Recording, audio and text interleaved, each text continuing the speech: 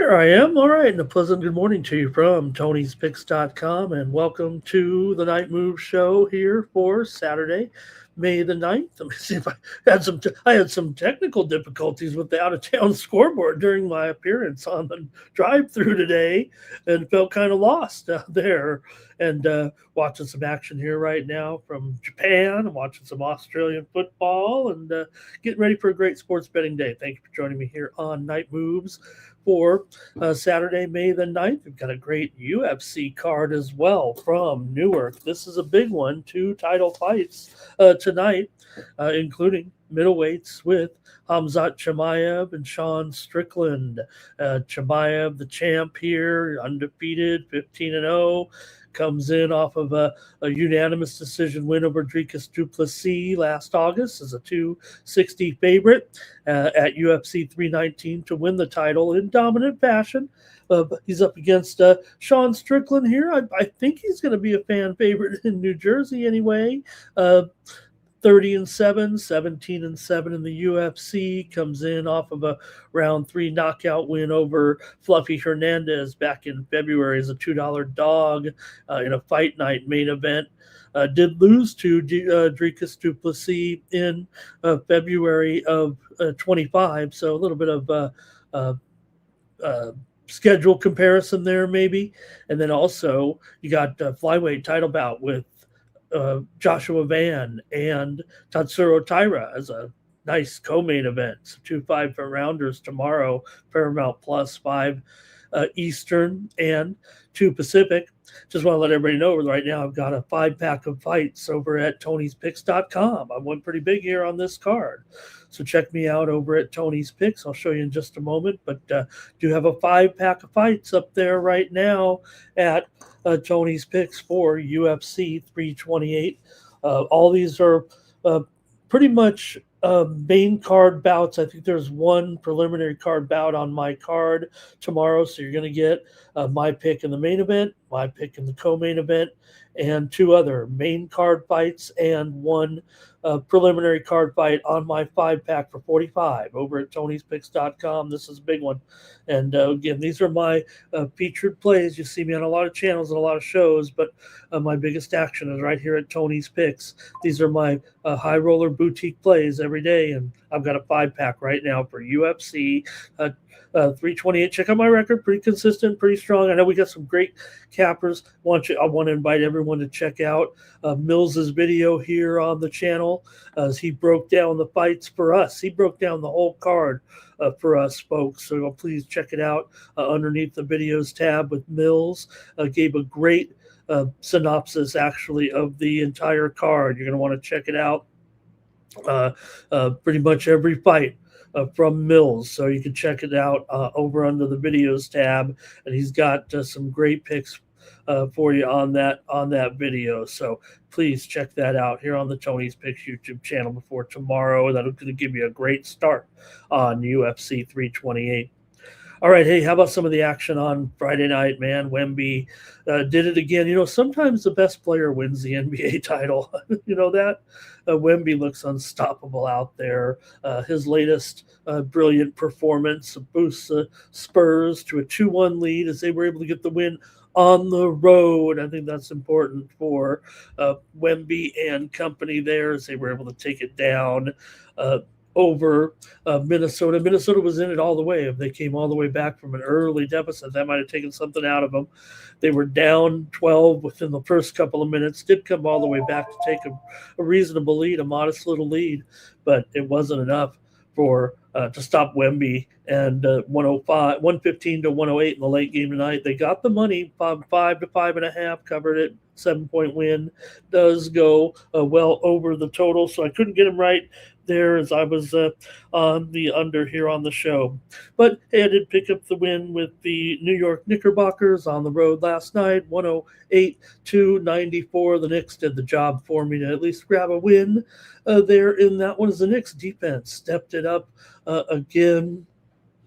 There in that one, they're up 3-0 right now over Philly. So Philly looks tired, no doubt about it. That just took everything out of Wemby, out of Embiid, just like it did last year, right? And when Embiid gets to, the games get close in proximity, more so, I think, and then that might be it. I don't think we might not even get a gentleman's sweep out of that one. So was, however, a convincing victory there by 14, and it wasn't that big of a lead until kind of late in the game. They pulled away there at the end to get that one, and they're going to cruise. It did go under there. That was my my pick here was on the Knicks yesterday. Okay. NHL action from Friday. Montreal really went in there and blitzed Buffalo. I had the Sabres in this one, and it was a little bit bizarre for, I kind of pivoted away from Montreal, and I'd kind of been riding the Canadians, but, I thought that was impressive victory there at home originally, and for Buffalo, that 3-1 win. But Montreal came back and looked very, very good. In fact, they look much the best, actually, now all of a sudden. Easy to say after the 5-1 victory there over the Sabres there on Friday night. Also, Vegas. Oh, Marner with the hat trick. Man, I said the Ducks looked fast and the Vegas Knights looked slow. At home, the Ducks looked slow last night, and Mitch Marner comes through with a hat trick there. Marner with his criticisms, and now you look at him. Look at me now, and look at the Golden Knights here. Big win. They're not for me there. I was on the Ducks here last night, so I whiffed in the NHL, but stunned, startled, and excited for Marner there as he got the hat trick there, and the Knights win it. We'll preview tonight's games. Don't worry. Basketball and hockey playoffs. Also 4 games in the WNBA. Now that's where I ran. That's where I was pretty good, at least last night, as we did sweep our picks here on the show last night in the WNBA. Real quick, it was. We had Washington over Toronto. They pretty much did the job all the way as the Mystics got the win over the new tempo team from Toronto. It didn't look that bad. But Washington's experience down the stretch there, they've got, Washington has problems. They look pretty good there last night. I'm sure it was because Toronto's probably going to have some growth to do, but Washington looked like more of the veteran team. Also, we had the Liberty last night. Said, don't worry about all those injuries. They've got basically 15 players with on their ranks. They had to bring up some players, but easy win there over the Connecticut Sun. You might want to be against the Connecticut Sun.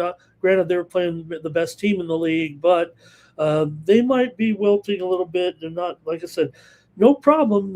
It's weird because the Connecticut Sun has been a greatly supported team throughout the years up there in Uxville, and great, the backing off the tradition of the Connecticut Huskies, no doubt.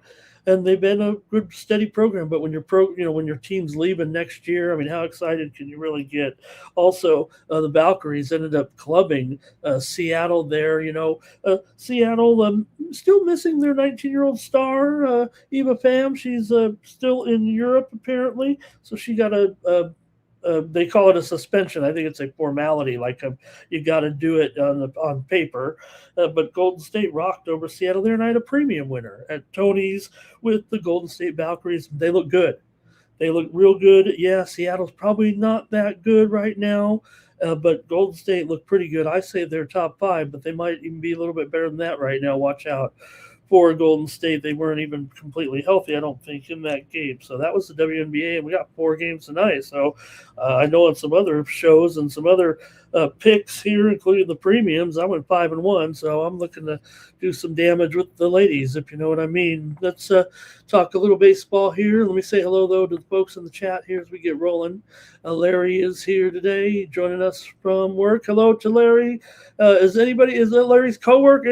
Any other coworkers here? Cal Dog is here today. Timmy Two Shoes ready to go. We're seeing everyone in the chat here right now. And don't worry, Ron, I'm just starting here with the coverage. We're going to let a few more people come in here on a big Saturday night. All right. Major League Baseball. Oh, one more in the NBA. How about Coach Finch and Tony Brothers? I guess Coach Finch was going to cancel those karaoke reservations with Tony at the end of the night. I wonder what he said to him. I hope he didn't say anything derogatory. I'm sure it was all in the heat of the moment. Everybody loves Tony Brothers. And, hey, if you've ever been out with Tony karaoke late at night, you know what a great time it can be. Okay. Let's go to the major leagues here and just take a look. I had a big night, and I want to please cover some of the winners here anyway. Second straight night, I'm just rolling these cards here. Colorado, we had the Rockies there on the run line last night on the show, but hey, they got it done. They got it done. They got the win, 9-7 in 11. They blew a 7-2 lead in the 7th inning, but Troy Johnston had the game-winning hit in the top of the 11th, and Justin Crawford hit his first MLB home run for the Phillies. Got a good one here, it looks like, and Rockies win 7-2.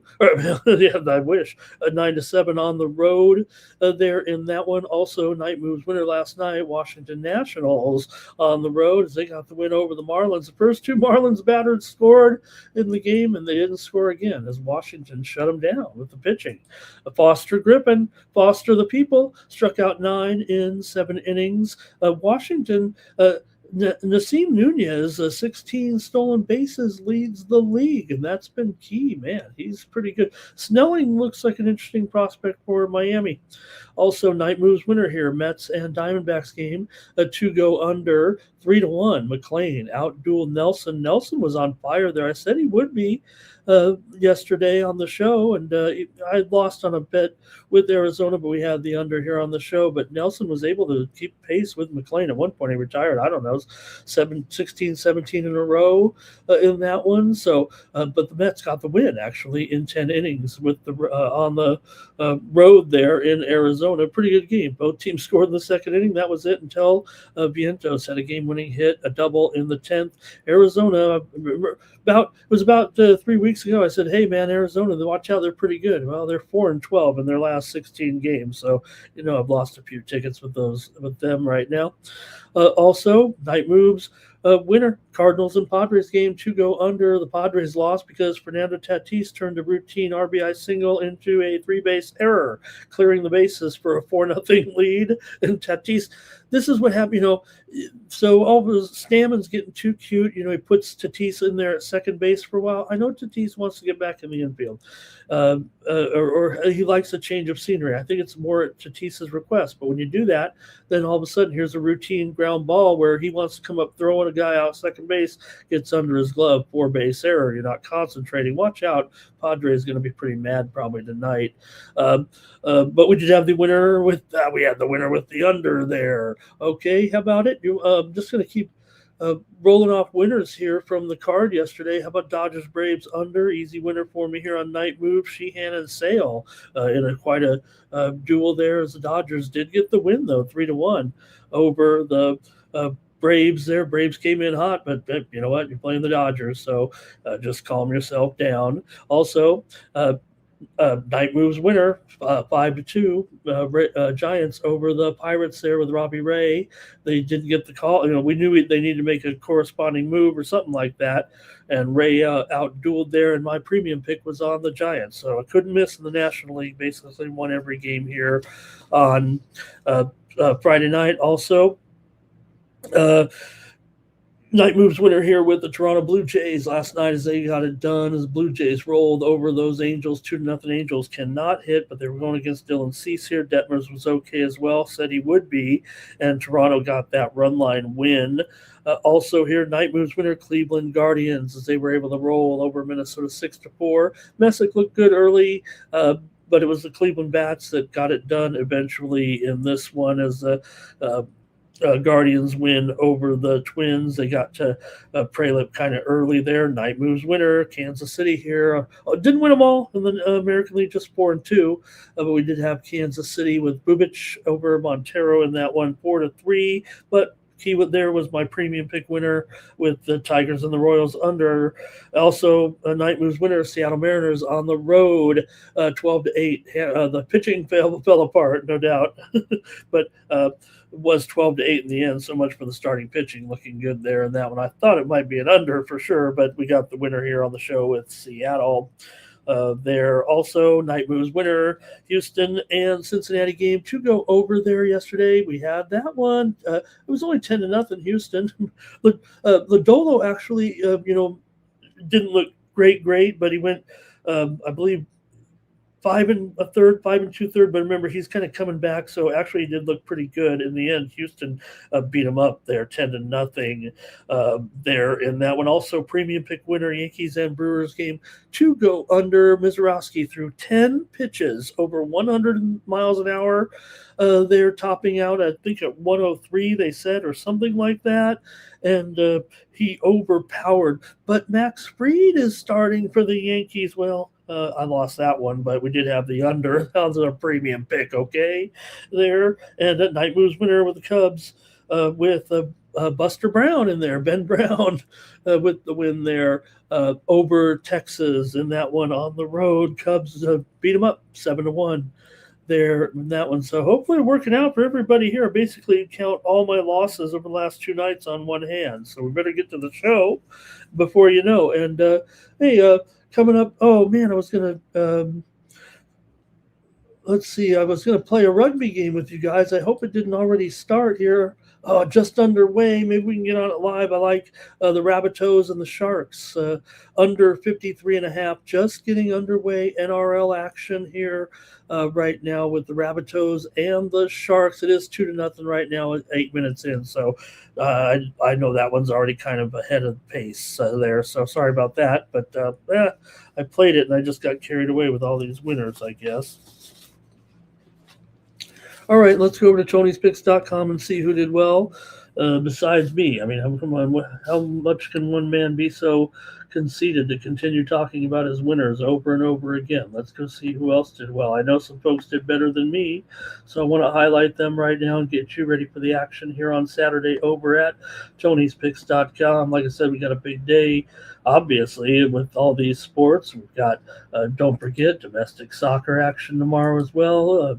Madrid underway here. I did put one play in the system for those tennis fans.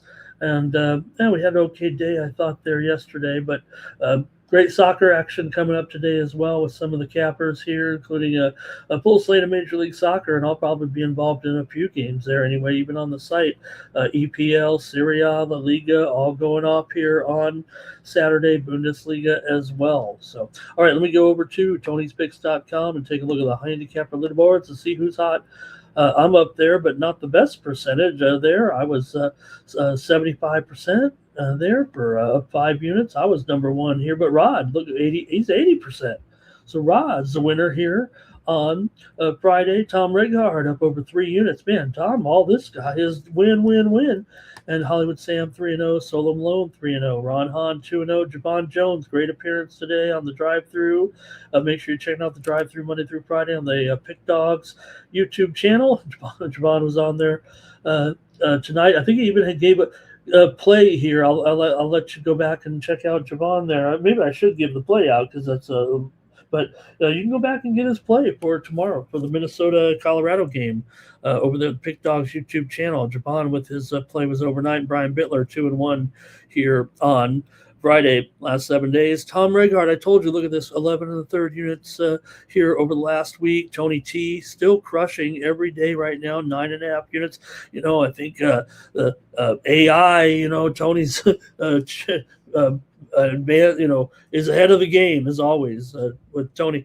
Rod Zawacki here up 9.25 units. I'm up almost 7.75 units over the last 7 days. And Hollywood Sam also, I'm up a little more than this too because I don't think these numbers include the props, the prop picks, if you know what I mean. So also Hollywood Sam, they're up 7.25 units here last 7 days. Last 30 days, look at Tony up here, 25.5 units. David Racy up 15.5 units. I'm up almost 13 units over the last month.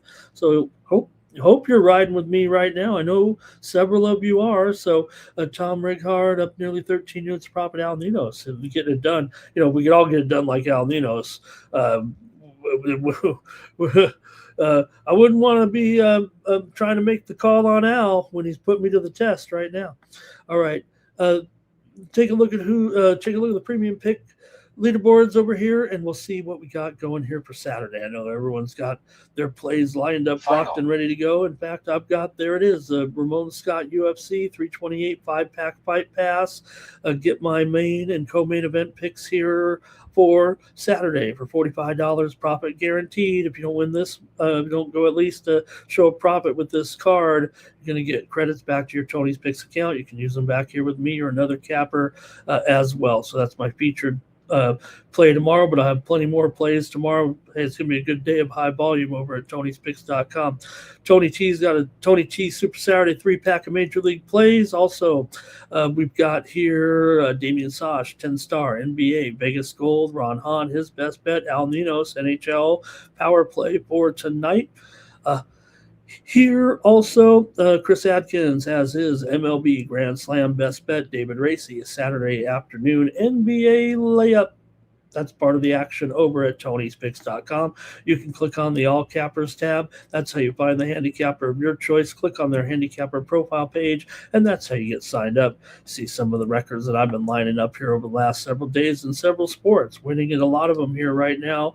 Look at that. Even won my WNBA opener here, so pretty good day there. Look, I'm showing profit in pretty much every sport yesterday, and I'm planning on doing it again today. Here's some of the picks from yesterday that I had on my winning ledger, including the Giants there, Golden State Valkyries.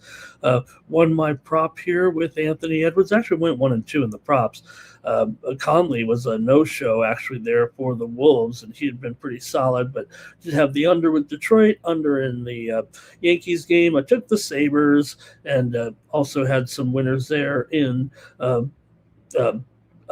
baseball here in the college baseball there. I had a loser there with Utah total, but then let me see here. I think I got a couple winners here with Florida State and Clemson over, and Alabama and South Carolina over, and then some tennis winners from last night too. We cleaned up on that. Let's get to the action here. You guys have been patient, but I want to make sure we're promoting all the guys here over at Tony's Picks, okay? All right, Mr. Weskers was worried about what the Padres did there. Look, that's one night, and I know that Fernando was embarrassed, and it's gotten to a little bit of a low here for Fernando, and I'm gonna put my money on Fernando. Probably, Larry says, "Go Cubs, go!" Here, let's see. Astros wasted their opponent there yesterday, and the Twins got wasted. Astros still looking; those bats are good. You figure Houston's gonna come back. All right, Dylan Cease looks like Randy Johnson today for Toronto. Timmy's ready for the UFC card. Should be pretty hot. All right, Mr. Weskers, he is AI. Okay, here we go. Let's get started with the card. And we're going to go right away to the NBA, where the Pistons are going to take on the Cavaliers. Well, Pistons here up 2-0. Now, you could say that, hey, Pistons have not been overwhelming necessarily. They obviously look real good in these last 2 games right now, good depth, so that if they could duplicate that effort, even though on the road, you got to take a little something off their game. But it still feels like if they came at it with the type of effort that they put forth in those last 2 games, they will still be able to do this here against the Cavs. And they are getting a few points here now. Look, Detroit here, I know they're an underdog. Look, Cleveland, they win at home, they don't lose on the road, but the Pistons are 13-2 against the spread and as an underdog this season. 4-1 against the spread in their last five overall. They've beaten Cleveland in 4 of the last 5 games between the two teams, and they've already shown they can dictate the physicality and tempo in the series. I want to give Cleveland a chance, but man, they're just not quite finding it. My man Mobley can't seem to take. He's got so much talent and he's just a very unselfish player. Sometimes he has to take charge, it feels like a little bit. Cleveland also qualifies negatively, I think, in the poor bounce back off bad shooting performances angle that so many people like to talk about, and a bad ATS profile against winning teams all season long. 15-35 against the spread. Number one seeds have historically struggled to sustain momentum after same series wins. So I don't know. Cleveland's home court angle and stronger team strength certainly support maybe the only counter argument here, the fact that they have to lay some points, and they really didn't even come that close there. One blowouts, no doubt, in those 2 games, but let's see what you guys think here in this one. And I don't know, Detroit seems to thrive in ugly games, and that's what Cleveland's going to need to do, is kind of make this one a little bit ugly, it feels like. Now, look, maybe the total here might be the way to go for me. The Game 3 unders, already talked about it. It did go 1-1 there yesterday, but when the team takes a 2-0 series lead, the games have gone under in 15 of the last 19 in Game 3 spots where the team has taken a 2-0 lead. And you do have a division rivalry angle here where these two teams are very familiar with one another and gone under in 15 of the last 18 meetings against one another. Cleveland's gone under in 5 of their last 6 against Detroit overall, and this one's going to, be very, very physical, no doubt about it. I think Cleveland's offensive rhythm is obviously collapsed on the road. Maybe they can get it back, but just 1-6 against the spread overall in their last 7 games, period, for the Cleveland Cavaliers right now. And I look at 2-12 here, maybe even a little bit lower right now, and maybe it's going to continue to move lower here. I think me, I'm going to go to the total here. I feel a little safer. I think in this one, oh man, there's a lot of 212s and a halves out there, so it's actually maybe maybe steady, maybe moving up, maybe moving down. See if it's steady. I'm going under. I'm going under here in this one. With a Game 3 venue shift here, always going to produce it. So you got to think right now. I'm going to say that this one's going to be right in the range. Maybe Cleveland wins it. Maybe it's just a game somewhere in the 104, 101, 106, 102 type of range. I don't know. Either team can kind of win this one, but I'm kind of thinking getting the points is the way to go. But I'm going to feel safer with the – oops, I'm sorry, you guys. I still got this thing on my screen.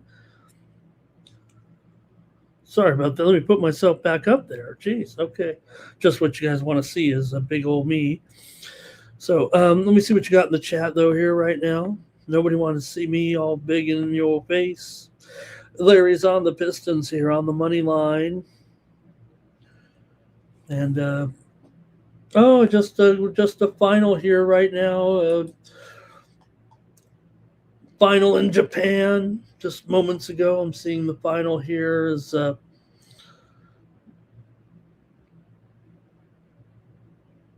was Lotte and the SoftBank Hawks just moments ago on a walk-off here. I think it was 5-4. I think a 5-4 final there. Okay, let's see here. Cavs against the spread here for Mr. Weskers. And he says he wants 40 from Harden. I mean, it's almost comical to watch him out there right now. Man, what a disappointment from Harden here. Over here for Cal Dog. Lay it with the Cavs. Cavs money line. Ron says a sweaty low. That's what I'm hoping for. Give me the – Ron's doing it with me. I'm on the under here with Detroit and the Cavs. Detroit, I mean, all right, next up.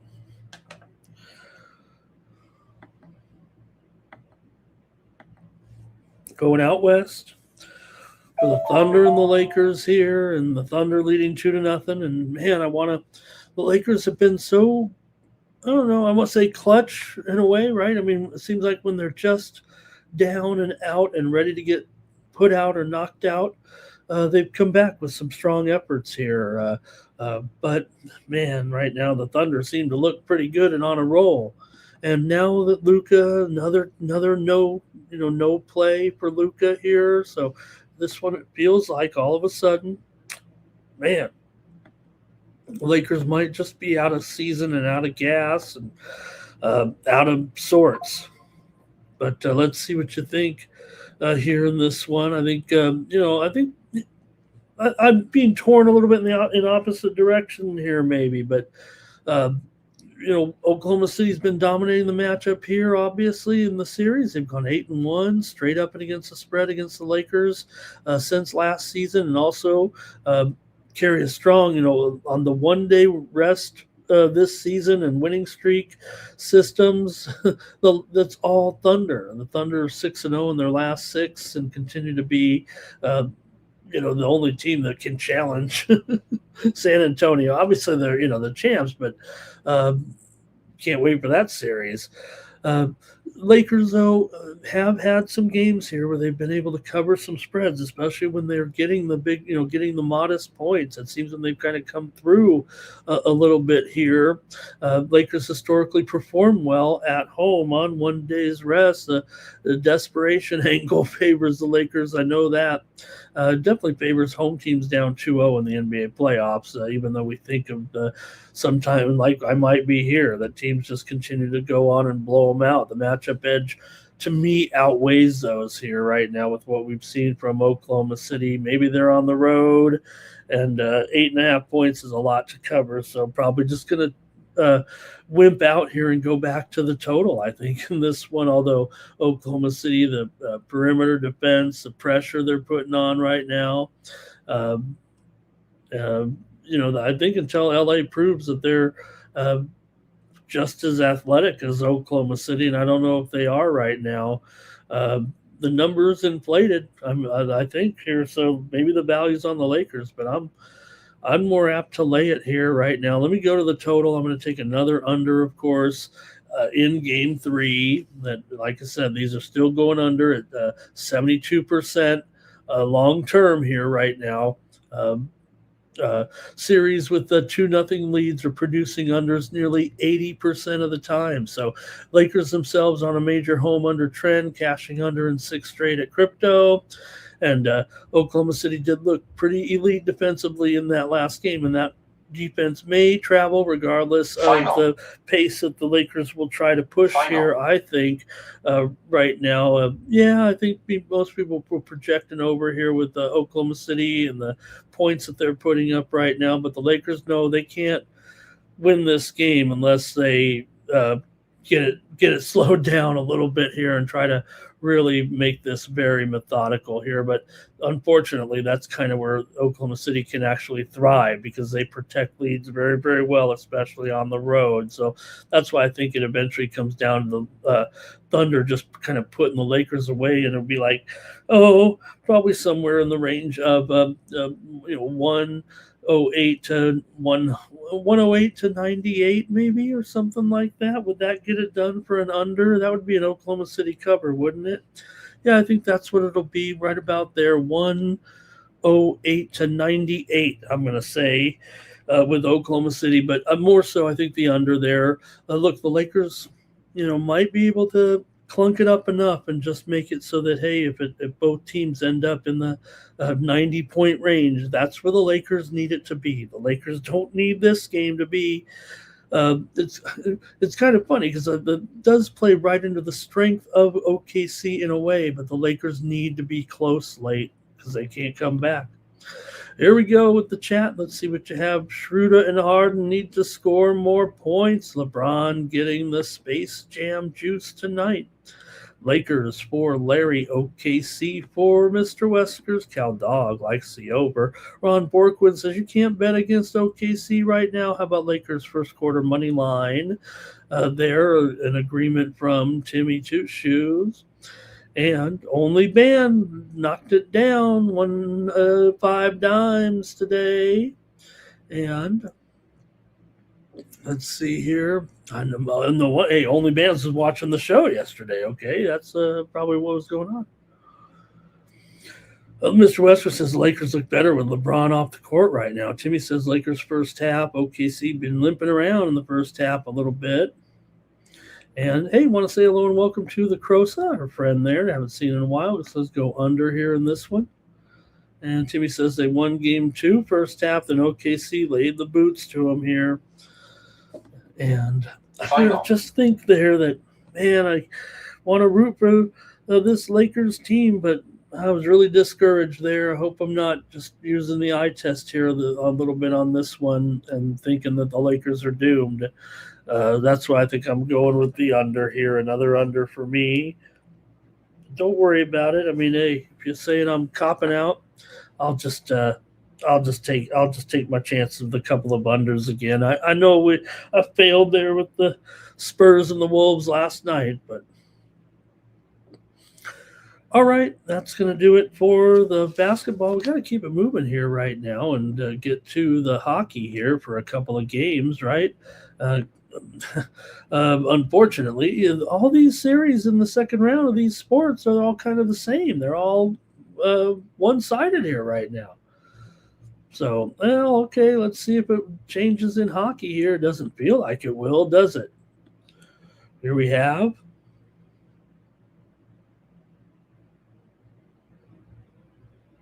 oops, let me just get my hockey notes on back here. All right. And we've got here Carolina Hurricanes going up against Philadelphia Flyers here. NHL action for Saturday. And, man, Carolina really looking the part here right now. And can Philadelphia here, man, at home. It might be, for some people just too much, too soon here. Final. I don't know about too soon, but could this at $1.90 or so be a little bit too high for Carolina? It almost doesn't feel like it, does it? It makes it very, very difficult to take Carolina on the money line. But man, it's hard to I think strictly money line, playing the line itself, you're going to end up on the Flyers every time. But Carolina just looks so good, man. They look so good. Playoff favorites of $1.40 or higher produce terrible long-term ROI profits in the NHL playoffs, despite winning games at a pretty solid rate. Usually they're a little favored, like this. Just too much for the what's happened so far in the series, but teams leading a series have been unprofitable overall, actually, over the last 14 years. So it does make it tough, but they're just so dominant right now. Usually that'd be a total Flyers contrarian look, but Carolina enters on an 8-0 run straight up, 6-1 straight up overall, and they've beaten Philadelphia now in 11 of the last 12 meetings. So I think Philadelphia is not. They're in the trailing team bounce back desperation role here in this one, but man, the Hurricanes allowing just 2.8 goals per game, and the Flyers right now just projecting maybe 2.2 goals per game in my numbers here. So Carolina's playoff structure is exactly the type of defense that tends to survive situations like this, where Philadelphia just not getting much together. Do have some zigzag and trailing series systems here, but just not sure it's going to be what really. I guess -1 is probably the best way to go if you can feed it in there, because this one feels like a 3-2 all the way here. So maybe the total's a stronger play. Carolina's gone under in 9 of their last 10. Philadelphia's gone under in 5 straight here. And this series, of course, 5 consecutive head-to-head meetings have gone under between these two. So I think it kind of goes with the fact that elite defensive teams like Carolina's strong goaltending does matter more in the end than offensive explosiveness and what the Flyers have tried to accomplish with their team this season. So Carolina has a playoff history a little bit too, for sure. And even though these playoff overs in this role have been kind of profitable, I think that be hard pressed for Philly to score more than 2 here in this one. So guess I'll just take Carolina on the puck line here. They certainly have a great penalty kill as well, but man, I really just want to take them on the money line. We can't complain.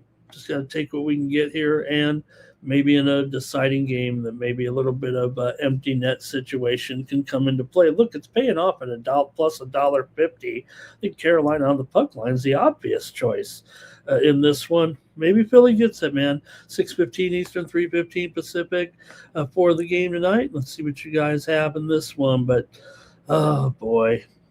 Are they all? Maybe when we get to the next round, maybe we just get to the next round and we'll have some good games in basketball and hockey right now. This one will be fine.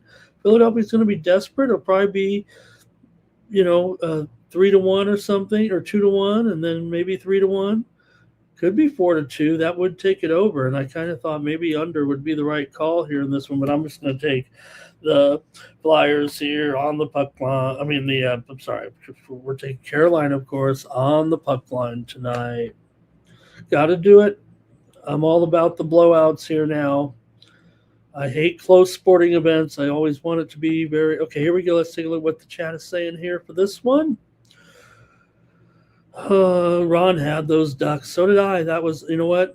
Hey, look, if anything here, I'm coming off a couple of L's here on the ice, and I'm feeling kind of chalky because of that. Larry's on the Hurricanes on them. It's sometimes it's a little negative reverse chase system. Larry here on the Hurricanes on the money line. Flyers for Timmy Two Shoes. Flyers for Only Bands. Remember, I've been on the Flyers here already in this series, and I wasn't happy about it. So win at home, rest at home, says Only Bands. Canes in regulation for Farley here right now. They want to win at home, so it won't be 4-0. Cal Dog likes the under. And Hurricanes -2 for the Crosa. Good to see the Crosa here coming in with some heat there. I don't mind that either. Let's do it. I mean, I don't want to get you down on the Flyers, man. It's been an incredible rush. But remember, this was a team that was almost left for dead there for a while. I mean, they were probably going to make the playoffs, but they were showing nothing. They were kind of in that mired spot where you're just like, man, do we really want the Flyers to make the playoffs here? They're not really that good. Then they played a lot better, certainly down the stretch there. So let's see here. Timmy told everyone 7 goals, he said. And all right, I guess that's it for that one. Good job, you guys. Let's go to the West Conference here with Avalanche on the road over the Wild. Same thing here, maybe not. Avalanche is favored, like it, $1.85, 5.5 under 20. But you know what? Maybe I just need a dog, but I might be more apt to try to come in with Minnesota here. I think in this one, certainly on the puck line, but maybe why not on the money line here? The plus $1.10 here. Yeah, I didn't mean it. I'm just kidding. I don't want the run line here, but I have the line incorrect on the screen. There is what the problem is. We know it's not $1.85. Okay, here we go. $1.25, do you think, you guys? Yeah, $1.25, maybe $1.30 at some of the square books. There we go. And the total, I was using a previous game there. A shell of a previous game. Okay, here we go. All right, there we go. $1.25, but no, I think I'm about the Wild here. I think in this one, hey, you know what? We've seen a lot of defensive games. I don't think this is going to be one here. We've already seen some Wild games here, right? So this is a classic spot where the underdog, I think, becomes attractive here. Colorado's terrific right now. They're on that 9-0 streak, winning 10-0 on the road. They're awesome, man. They're just crushing it. But teams leading playoff series have historically been poor investments in the NHL, especially in the 115 to 135 range. More importantly, I think you got the road favorite off of a series win that teams do kind of collapse in game number 3. Colorado certainly could fit the bill as being ahead of that curve because they've been so awesome, no doubt. But usually this roll is about a 25% negative ROI position here. So Minnesota has had their moments of excitement, and trailing here at 2-0. This is a dog that I want to be on. Wild are 6-1 in their last 7 games at home. A desperate environment. And Colorado's clearly the better team, but I think situationally this is a better spot to look for a dog here. I think the trends here a little bit different from the other game, right? Colorado's gone over in 4 of their last 5. Minnesota's gone over in 5 of their last 6. Good offensive pressure from both these teams. We've seen it obviously already in this series. So. Yeah, the other one did go over, remember, just because it was 7 goals, still went over in game number 2. So I think it actually helps Minnesota to know that they, at least have it in the back of their mind that they can score, even though they were limited to 2 last game. They still have the crazy game, the 9-6 game in game number 1. So I think over might be the call. Colorado, man, they're averaging, like 3.7 goals, and Minnesota's averaging 3.4 here of late. So I think both club. Minnesota's not going to worry here. It might be their downfall, but I'm going to take them here on the money line in this one. And you heard me on the total a little bit, but I think I like the side better here. Colorado's going to be confident, no doubt. But if Minnesota wins, it's going to be 4-3, 5-4, something like that, I think.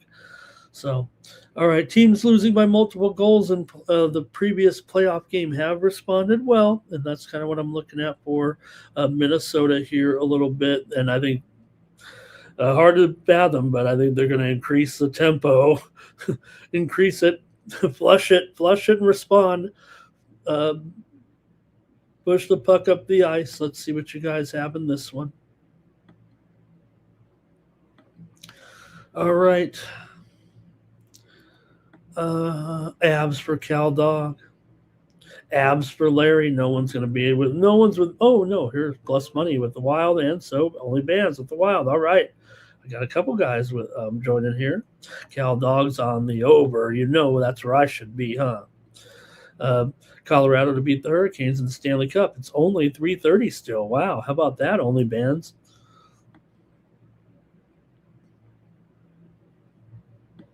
And Timmy says maybe Minnesota for him too tonight. And Ron says he's in Twin Cities. Or no, he's in Minnesota. So try the Wild. I'm not saying where he's at. I don't know where he's at. He's in Minnesota. And he'll take his Minnesota Wild. And how about overtime from only bands? Could it be 3-3? 3-3 overtime, 4-3 final. Let's do it. Exact scoreline 4-3 in favor of the Wild in this one. Feels like it's going to be 5-4. Feels like it's going to be 5-4. All right. I think that's it for hockey. We got to go. We got to go with baseball here right now. We got Saturday card, man. All right. And we got 4 in the WNBA. Don't forget. And I want to be watching tennis here in 50 minutes. I might have to give a pick on the air here if I can't get my bet in. I'll have to punch it in when we're on the air here. All right, let's go to it. Let's go to Major League Baseball here tonight. Did Cal Dog get the – yes. Okay, thank you. So, this is how long it's right now. I think I can do it every time. Cal Dog is doing it every time, and I got to be ready. And I remembered that time. So, let's go to the major leagues here on Saturday. We got day games, actually mostly late afternoon. There's really no early starts. They're late afternoon on the West Coast and or on the East Coast. No afternoon games, basically. They're twilight, late afternoon. You know what I'm saying. The Angels are at the Blue Jays here, 3:07 Eastern, 12:07 Pacific. Jack Kohanowitz on the mound here for the Angels, 3.04 ERA, 2-1 record. Trey Yesavage, 0.96 ERA, 1.29 WHIP. Yesavage here looking pretty good here so far. And just a couple of starts, but you look at what Yesavage did in the postseason last year. In the late in the regular season last year, man, it looks like they got a good one here. Toronto did break their losing streak. They handled the Angels pretty well there in game number one. It was 2-0 behind Cease, but the Angels struggled again on offense, and they're still 7-14 on the road here right now. So it hasn't been. Like I said, I think I've got the Angels last in the majors. I don't want to do that to them, but Toronto's strong at home. The Angels lost 7 straight on the road here, so probably just going to go to the Blue Jays on the run line to think they can do it again. Yesevich, like I said, 2 very good starts so far. Both teams trending heavy to the under. Angels 2-8 to the under in their last 10. Toronto 3-5 to the under in their last 8. Angels are 12-9 to the over on the road, but I'm just going to take the run line here with the Blue Jays because I think the Angels are, oh boy, it's starting to catch up to them already, and we're only in the second week of May here right now. Blue Jays plus $1.20 on the run line for me. This is how the show works here. I kind of give a little preview, say some things that I know about the game, and then you guys in the chat make your comments, and then I flash it on the screen like this. Larry says Angels versus Blue Jays a nerfy. Cal Dog likes the under here. Look, I like Coconowitz. I think everybody, Kohanowitz. Tony always got me saying coconuts. But Kohanowitz, Jack Kohanowitz, one positive for the Angels for sure has been his development over the last season and a half here. Unfortunately, everything else is a work in progress. All right, I'm going to take the Blue Jays on the run line here. A's and O's here in Baltimore with Aaron Sabali going here for the Athletics. 2.94 ERA, 3-1 record. Sabali, A's did a good job, of putting together a decent rotation. I mean, look, I think their record is reflective of the growth of the team a little bit this season.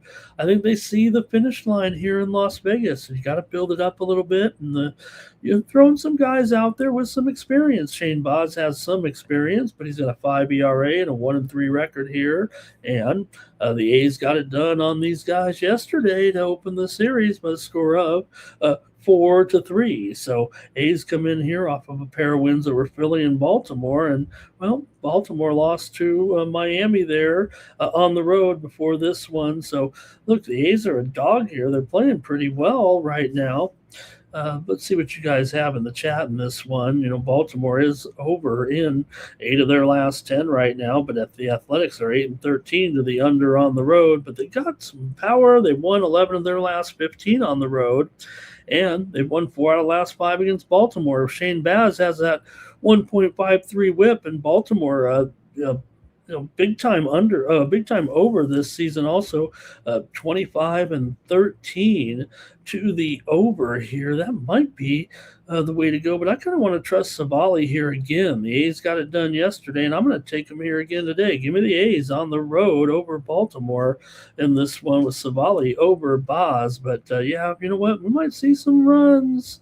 And let's see what the chat says in this one. A's bats are just too good right now. How about my man Shea Langoliers? Do you guys know what I'm talking about when I keep saying that thing that I did? I thought it was a cool thing, but it's too, I don't know. It's, like stock market for players, right? You buy the player and then you can sell the player later. And I downloaded it like 2 years ago, and I put $50 in there, and I put it all on Shea Langoliers. I haven't even checked it right now. I mean, it's got to be at least $200. Come on, this guy's on fire. Probably should check it out. If he doesn't 4X it right now in the last 2 years, then it must be like, might be fraudulent. It might be like loading up on Kalshi the day before the bombing starts. All right, Cal Dog's on the A's here. Larry says A's versus Nationals under first 5. 5.5 in there.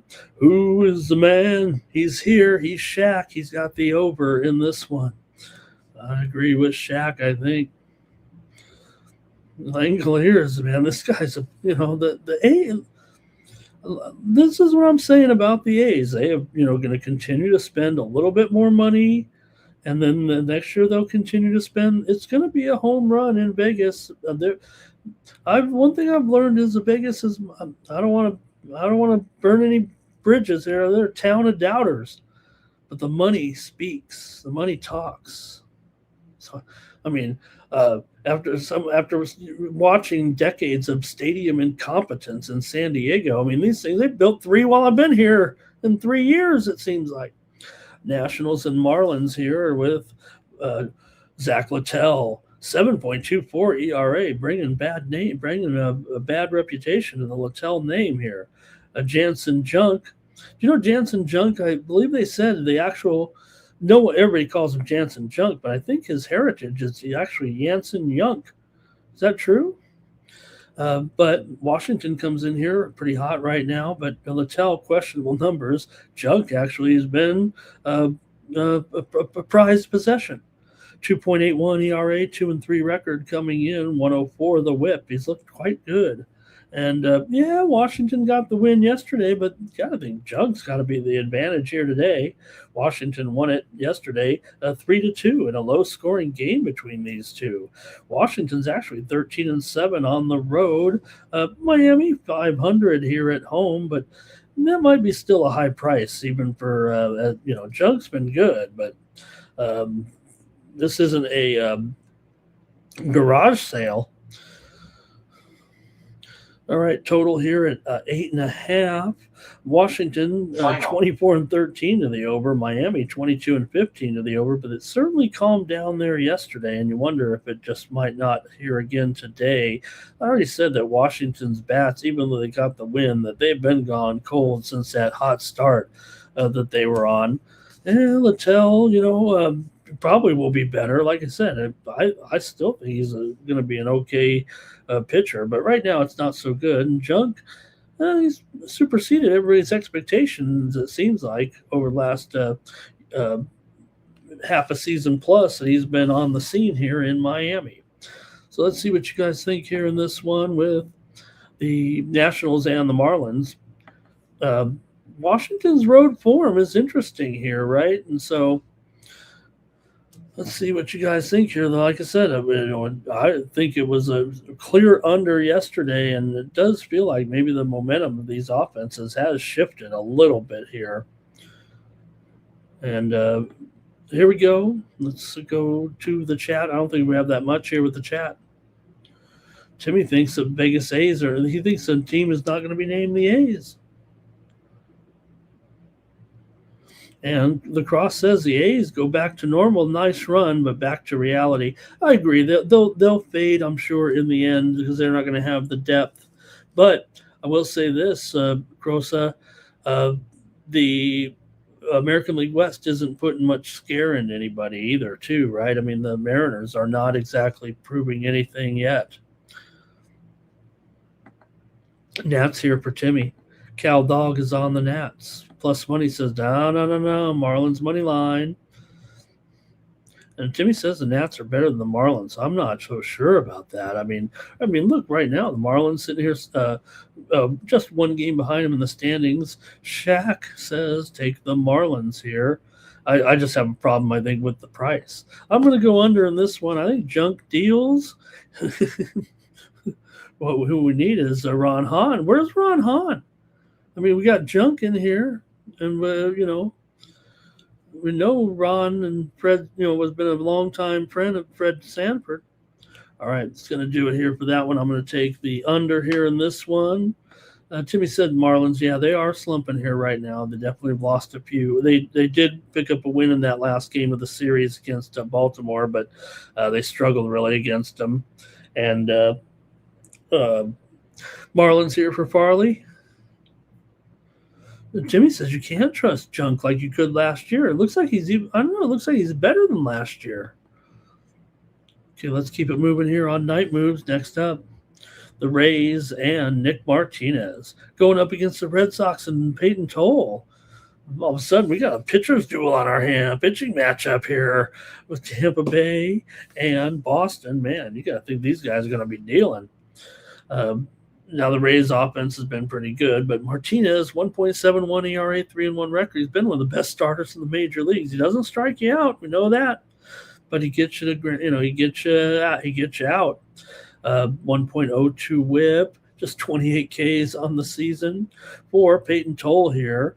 2.03 ERA, 1-1 record. He's got 23 Ks already, and he hasn't pitched but a few starts here so far. Toll looks good out there, a big left-hander, and I think Toll, for whom the bell tolls, going to be around for a while. Let's see how you have it, though. I mean, this Tampa Bay team is unstoppable here right now. The Red Sox finally got them there yesterday, so maybe the Red Sox are going to put a stop to them, but they needed, obviously, a top-notch pitching effort there yesterday from Connerly early and company. It was still a good game, 2-0 in that one, but the Red Sox were able to finally cool down the Rays for one day. How do you have it in this one in the chat? Tampa's got the great form. Martinez has been excellent. Both pitchers rate really well here, I think. Rays, of course, have gone under in 11 of their last 13 right now. Boston's 5-12 to the under here at home. So you know what I'm doing. Give me the under here. What does it say on the screen here? I'm reading my notes. 7.5 under 15 is what I made it, and that's already gone down. I'll tell you what, that's already this game was at 8, and it's already been hit, obviously, here. This game was 8, and now it's 7.5. So I'll take it as my free play. It could be a premium, but it has been hit by the Sharps here, obviously, overnight here. Give me the under with the Rays and the Sox. The chat's going to have plenty to say about this. Boston on the run line for Mr. Weskers. The Rays, Cal Dog. Rays finally lost, couldn't even score. Tampa here says, it's Nick Martinez, man. Come on. I know I've been a supporter of Martinez ever since he came back to the States. Rays Boston under 4.5 runs first 5. Farley's on the Rays. Cal Dog likes the under. Ron says Rays money line plus money says under 7.5. Shaq's on the Sox. West Up is here, giving us his parlay for later on. There's Timmy. Says take the over. The Crosa's on Tampa to get back here on Peyton Toll. I'll take the under in this one.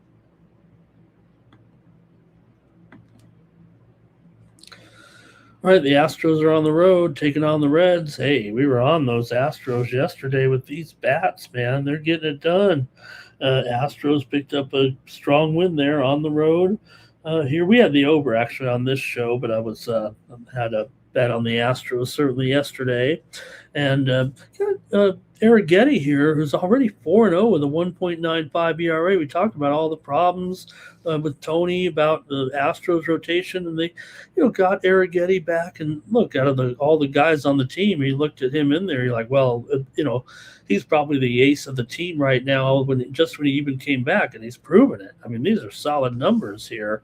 1.95 ERA, 4-0 record so far. He's up here against Chase Burns. Now the Reds are in a big time slump here, and Chase Burns is they're going to need him here. 2.19 ERA, 3-1 record, 102 WHIP. Got another hot pitching matchup here, and a Reds offense that's kind of not performing here. But Houston is 7-13 on the road, but Cincinnati's dropped 9 of their last 10 here right now. They are slumping, no doubt. Burns does give them a capable starter to match up here with Arrighetti. In fact, he should certainly got to say Burns is a little bit better, but the numbers are still, Arrighetti shorter sample size, and his numbers are a little better. Burns at home.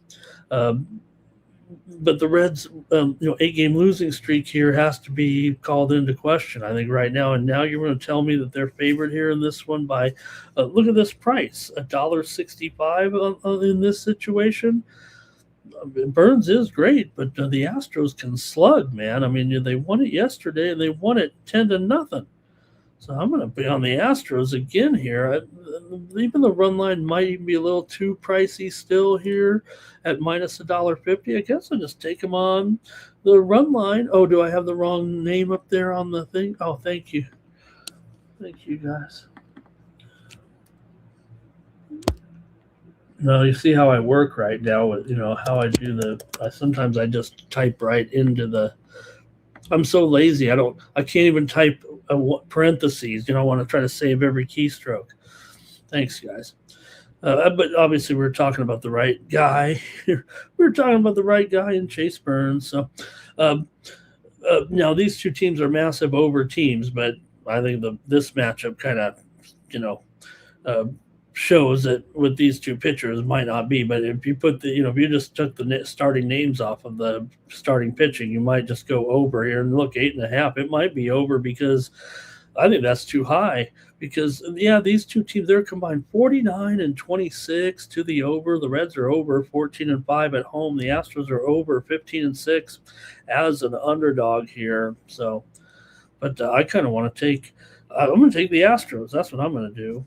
Give me the Astros again here in this one. Run line's minus $1.50. If you like that, that might be okay too. But hey, for my show on Night Moves, I'm going to take the money line here. But I might squeeze in a little run line, massage it up to +1 for tomorrow with a big card. I don't want to get blown out or anything.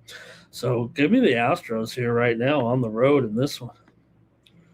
Okay, here we go. Let's see what we got here. We got Cal Dog on the Astros. Mr. Wesker says he sees $1.65 in there. So, okay, that's good. A little bit of a move there. Better move it down here. Don't want to give myself too much credit on that. I'll take $1. Hey, $4.40 is not going to bother me in this matchup. I think I like Houston here. I think I'm clear on that. Timmy says he likes Arrighetti, but he'll take an L later today. Larry says Reds money line, first 5. Ron says he sees even $1.58 out there. Cal Dog sees $1.55. It's going down. Maybe, right, Timmy? That was probably a NOLA price in there or something there. And Burns here for Cal Dog today. And let's see, Reds run line here, though, for Mr. Weskers. Also, Crosa says he likes the Astros reverse run line here in this one. Farley's on the Stros, so Cal Dog likes it too.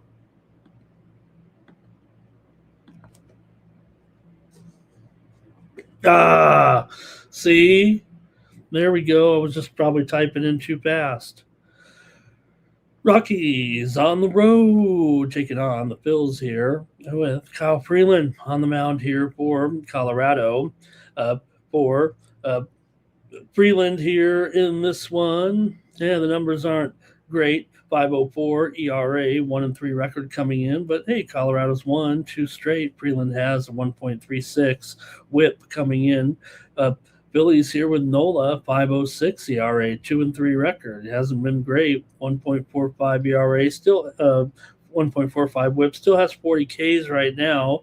But hey, Rockies won yesterday here 9-7 to win game 1. We had them yesterday. So, you know what? Phillies here, this is $1. Is this $1.90? This is wrong too, right?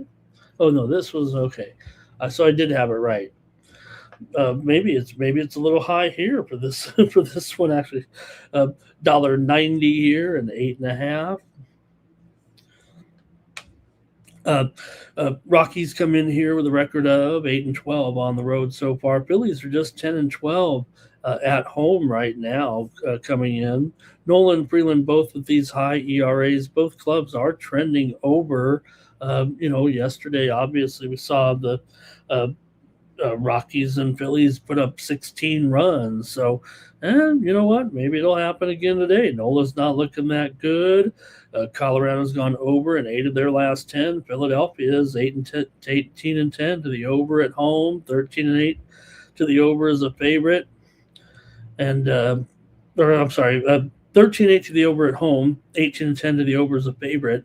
So give me the over here in this one with the Rockies and the Phillies here on Saturday. I got to go over with these two right now. And let's see what the chat says here in this one. We've got Shaq on the Reds. Cal Dogs on the Rockies. Larry and I will go over. Mr. Wester says, is that one it's still a typo? I had to double check myself. But yeah, maybe some more Rockies run line. The Phillies are definitely, playing some weird ball. They, started to heat up. Now they've lost a couple in a row here to the A's, giving up 21 runs over the last 2 days. Farley likes the over. Rockies bullpen would let Cal Dog get a hit. The Crosa says over.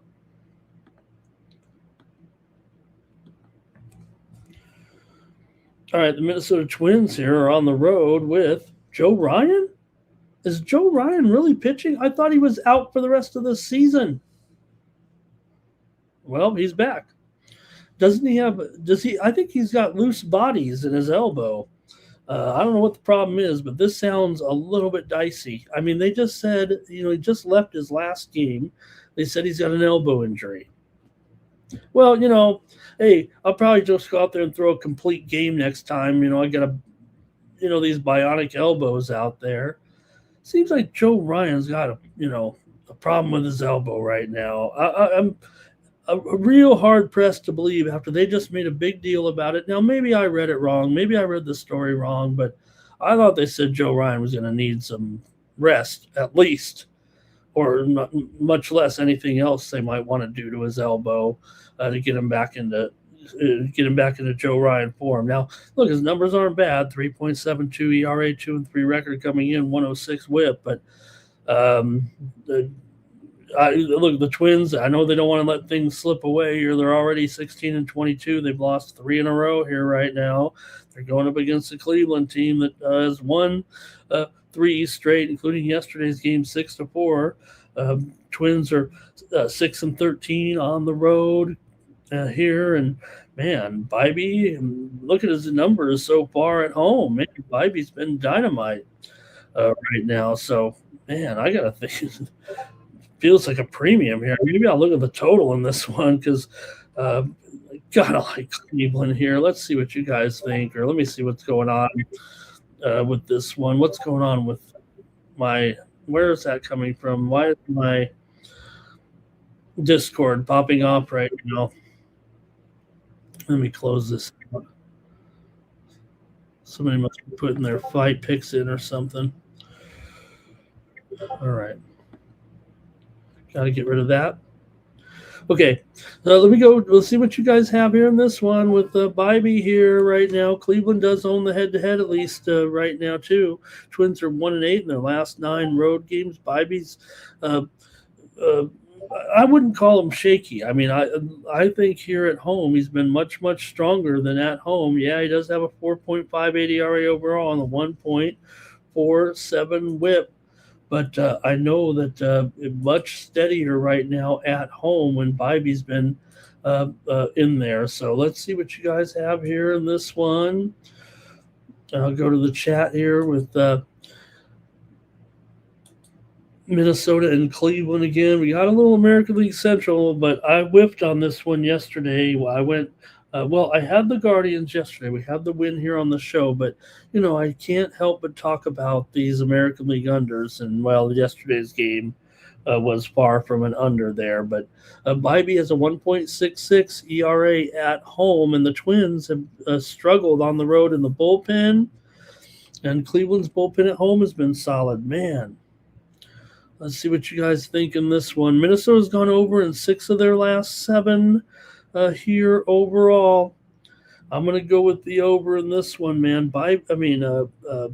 Joe Ryan, I feel like it's trouble, man. Give me the over here. Maybe just, I don't know, what do you do? Get yourself some painkillers? You shoot yourself. All right, here we go. Shoot yourself up in the elbow.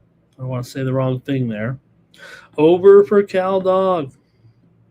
A nerfy for Larry. Timmy will take the Twins. Farley's on Cleveland. And Mr. West says if the Twins bullpen comes in the 5th, then it could be in favor of the Guardians here, but he doesn't trust the Guardians' bats. So the Carosa says go over. He's got those blazing 7s. If you know, you know. Cubs and Rangers here, and the Cubs, no stopping them. There's no stopping us. Cubs win again yesterday over these Rangers in just dominating another performance here. Cubs Yankees, the World Series we've always wanted. Could it be? Cubs here, $1.40 on the road. Rangers with Jack Leiter here in this one against Cabrera for Edward Cabrera here. He's got a 3.27 ERA, 1.28 WHIP. Jack Leiter, 5.44 ERA, 1-4 record. Yeah, the game went under yesterday. We are in Texas. Probably going to go under again today. I think this one goes under. This is one, yeah, like I said, I struck out with some American League Central unders, but I'm never going away from this Texas under right now, especially if the first game of a series comes in under. They're 2-13 to the under at home here right now. Yesterday's game was 7-1. It stayed under by 1 run, and Texas has been a solid under at home, especially if they don't hit. Now, Cabrera's not the most solid, and maybe Leiter here. He could get lit up. But let's see, which nothing from the chat here just yet. Let me break it down a little more and let some people type in their comments here, or maybe that just doesn't interest anybody because, man, the Cubs, aren't they hot right now with this double-digit winning streak coming in? Texas home under trend is something too, no doubt about it. Cubs might get there themselves, I think, in this game, but Chicago's on the road. They definitely are going over here right now, 11-5 to the over. It's not exactly opposite, but when I see these kind of conflicting trends, I think, that, like I said last night, or I've said in the past, rely on the home more than the road, right? Because in the road, you're going to different venues. At home, you're in this venue all the time. Now, there's no doubt the Cubs are kind of mashing here right now. Fourth in batting average, third in RBIs, fourth in hits, first in walks too. That's pretty impressive. That'll help. So, all right, give me here the under in this one with the Cubs and the Rangers. I'm willing to do it again. I do think, though, the Sharps are kind of, let me look at it. I think there's already been a little bit of a move to the over. I'm doing this off memory, so maybe not. No. It's no. The move's to the under. The move is to the under. Okay, let's go to the chat here now. We do have a few comments. Let's see here. Mr. Westwood says you can't bat those Texas bats right now. Cal Dog says Cubbies. Feels like Cubbies just going to win, for fun here. And Larry says, how about it? Cubs World Series. Wouldn't that be great? Cubs and Yankees. I mean, I don't think that one. I mean, did it happen like way back when the Cubs and the Yankees? It had to happen once or twice. I mean, I feel embarrassed. I wouldn't know. I mean, I know it hasn't happened in my, I know it hasn't happened in my lifetime, but I mean, has it happened? I almost want to chat GPT that. I think it's happened once or twice, right? Back in the 20s or something, or 30s. That's pretty bad. I should know these things. Can anybody get it before I chat GPT it? Had to be once or twice. Okay. 1932. 1938, 1941. Okay, so I was a little bit off. I was off by a few years. The Yankees are 12-1 in World Series games against the Cubs. Of course, how Babe Ruth called the legendary shot in 1932 World Series. How do you not know that? If you're Ramon Scott, 1938 they won during their 1930s dynasty run, and in 1941 it was Joe DiMaggio.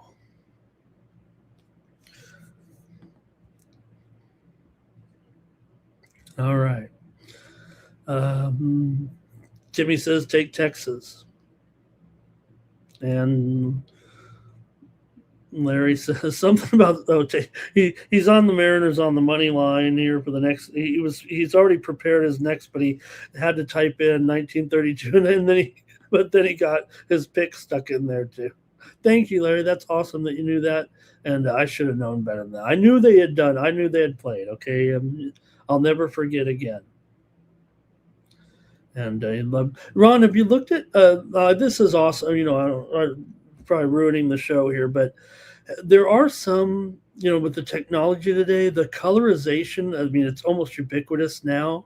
Like all the great videos have been colorized, and going back and watching the baseball ones, if you're, some loner like me that doesn't have anything to do but watch old YouTube videos, but it really is cool, the colorization of them and seeing some of the. You go back and look at some of the first televised games and stuff. I might have gone down a YouTube rabbit hole on that. All right, plus money here says go under. Next up, we already got Larry's pick here, Mariners. He had it ready to go, and then he had to type in the years. Okay, Mariners here on the road with Luis Castillo. Not looking like Luis Castillo here. 6.29 ERA, 0-3 record. You got to wonder if something's up when you see something like that. 1.68 whip coming in, and if you're Castillo and it's a thing where you just don't have it right, and you got it, and you're on a Seattle team struggling right now, you got to keep plugging. You got to keep going. Anthony K, 7 appearances, 5.7 ERA, 1-1 record here in this one. Obviously, Mariners huge favorite here, $2. I don't know. I mean, White Sox said we know they haven't been awful.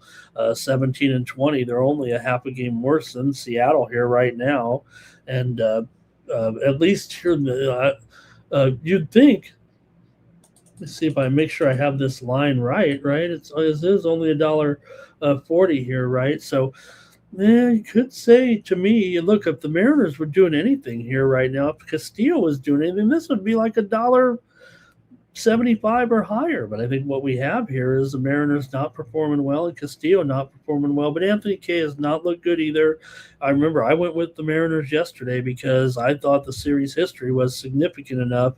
And I think that that's what's going to happen here today. Even if the Castillo is struggling here, the Mariners own these guys. White Sox are also just 1-4 in their last 5.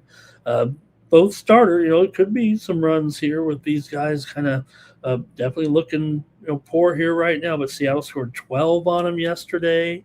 And I'd have to think that they could be erupting here again today. But I'm going to have to take the Mariners here at $1.45. Yeah, a little bit pricey here, but maybe for the show, that's just fine. Right? I mean, when I say that, right, I'm not going to give out maybe $1.45 as a premium, okay? But I think that that's a sound price here for Seattle right now.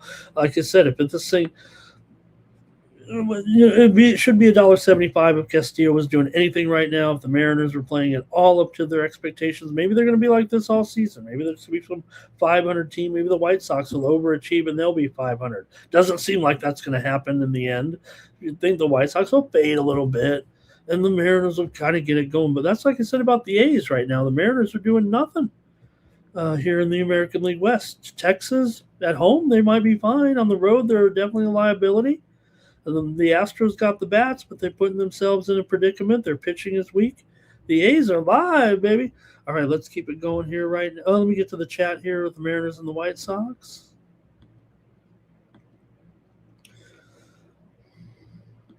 No, it's fine, Larry, but I don't think you meant it like that. I think you were ready to put your return in, and then you're like, oh, I got to tell Ramon the years. It was like, okay. Let's see here. Cal Dog on the over. White Sox, Castillo is garbage, but Anthony K is a very unproven commodity here right now. Sox pitching can't be trusted. I mean, there are some guys, like I said, Mr. West, come on. Some of these starters are good. Anthony K right now has not proven anything. But the White Sox, they have some starters here, and I think that's part of their solution here right now. Sox are a fade, says the Crow. So, like I said, you guys, Murakami, hey, nobody's saying this guy's not a stud here, right? Murakami. All right. Sox bullpen, yeah. No, there's definitely the rest of the pitching, right? But there's no doubt the White Sox keep producing these starters. It's kind of crazy, but K is not one of them, just not yet anyway. Okay, give me the Mariners here again on the road. Okay, we're back to the American League Central here with decent matchup here, right? You've got Detroit here, 18 and 20 coming in, Kansas City 17 and 21, but you do have Michael Wacha. He's been okay, 3.04 ERA, 3-2 record, and Birch Smith. Um, um, you could fill in I think you might be able to fill in some punchlines here on the with the group with this with Birch Smith, but his development and the way he's come along here a little bit with Detroit here right now has had a certain woes here a little bit. I just remember him because he was with the Padres. He's no young guy, that's for sure. I mean, he is an old dude who's been in the major leagues here for many years, but spent some time in Japan, and basically he's just been a journeyman his entire career here. He doesn't even really have much in the way of MLB success. Does have 245 strikeouts in his career, a 9-13 record, but he's a 13-year veteran here. But I can remember way back when he was with the Padres. I don't think he ever made it to the major leagues, so I think they traded him. But he here gets the start for the Tigers. The Tigers feel desperate here right now. He does have a 1.58 ERA, but again, this is a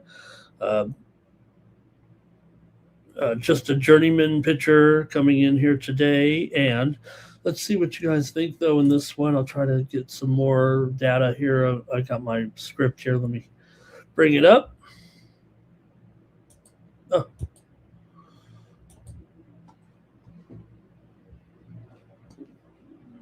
Okay. So it's going to be, this is a bullpen by committee type of game in this one. Here we go with the chat.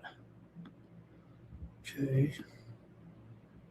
Royals here for Mr. Weskers. Larry says under in this one. I think Caldog likes Wacha here. And the Tigers pick. Right. This is a bullpen like Ty Madden is going to be in. I'm looking it up here. I'm looking at my Detroit pitching situation here to see what we're going to end up doing here today with this one, because this is going to be a lot. It's going to be, I think, Ty Madden, although Madden may get pushed back a day. I think, you're going to have here Birch Smith in there as an opener, and then you're going to see probably Emmanuel DeJesus, Ricky Benasco in there as well. Probably Hanafi could go here as well. In this one, then it's still gonna be stretched, right? Because Finnegan was in there blowing the save yesterday. Herter got the loss. Holton threw 14 pitches. So the Tigers do have they have enough guys, but they did kind of go with some of their deep guys late there in the game yesterday, and they might be not ready to go here. Remember, they lost the game to the Royals here yesterday by the score of 4-3, as the Royals were able to get the walk-off win in the bottom of the ninth inning there on the single by Kyle Isbell. So, Detroit's having some issues here. 4 straight losses. Kansas City's definitely done a nice job coming back a little bit right now. They're still one game behind Detroit in the standings, but Detroit still 6-15 on the road. Kansas City 12-9 at home. I don't think the price here on Wacha is too bad at $1.35 or so. That sounds okay to me. I don't think it might not be quite in premium range here, but maybe I'd probably prefer to take that $1.35 or so in this one with Smith and Wacha here. It went under yesterday. Here's Farley on the Royals. Here's plus money with the over. Here's La Crosa. He says over. So these, oh man, you guys are on the over here. I mean, this is I guess I'm just trying to fit it in the script to the American League Central. I mean, Walker's a stabilizer; he's a stopper. Kansas City's won 6 of 8. This series is under heavy as well.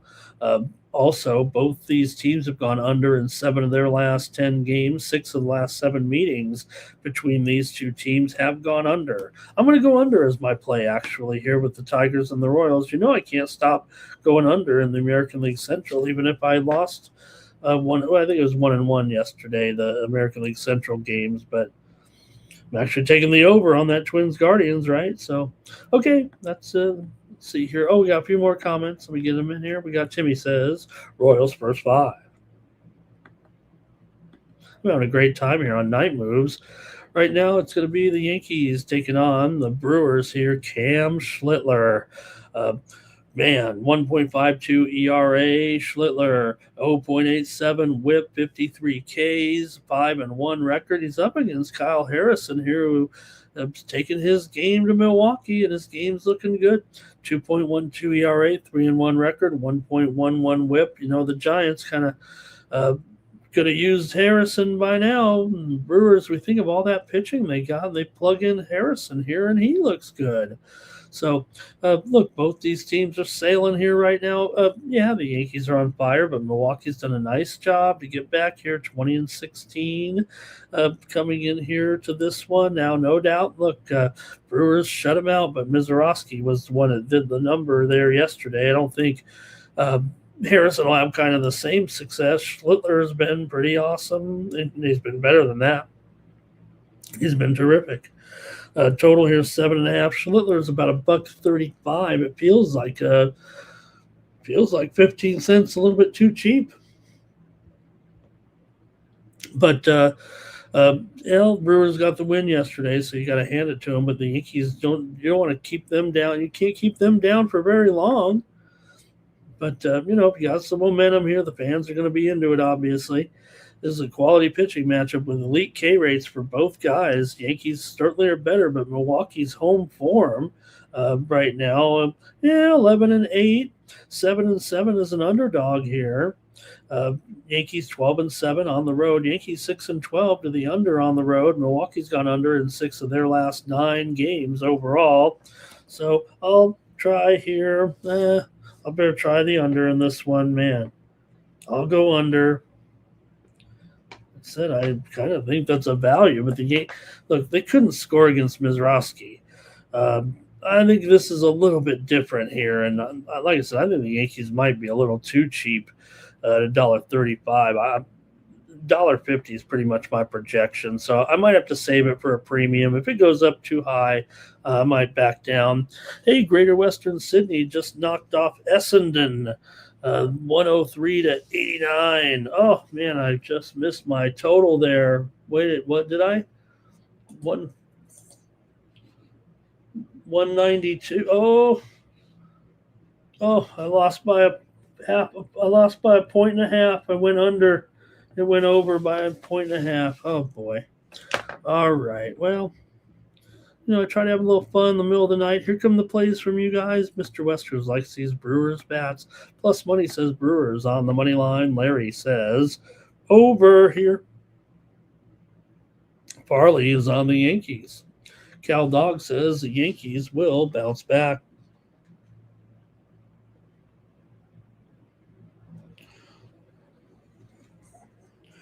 And, hey, there's Fambo. Good to see Fambo. And Fambo says his A's won yesterday. What about my A's?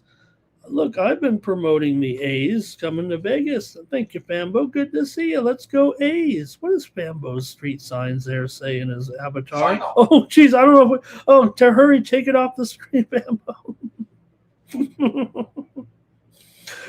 He's taking the Brewers and over, and we're taking off the screen. All right, nobody look at that. All right, Timmy says he'll play. It's not that bad, but here on the Tony Speaks YouTube channel, I gotta, be careful. Timmy says he'll play the White Sox run line, Milwaukee money line for a nice parlay there. That's not a bad. Hey, Timmy, come on.